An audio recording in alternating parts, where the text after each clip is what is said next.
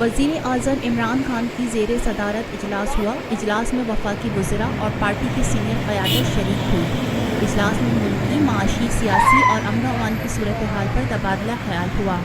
وزیر اعظم کو منی بجٹ بل کی منظوری کے معاملے میں بریفنگ دی گئی۔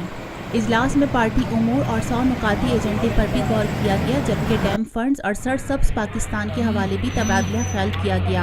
اس موقع پر وزیر اعظم کا کہنا تھا، حکومت عوام کی فلاح و بہبود کے لیے کام کر رہی ہے، کرپشن کسی صورت برداشت نہیں کیا جائے گا۔ وزیر اعظم نے اداروں میں بہتری کے لیے فوری اقدامات کرنے کی ہدایت کی۔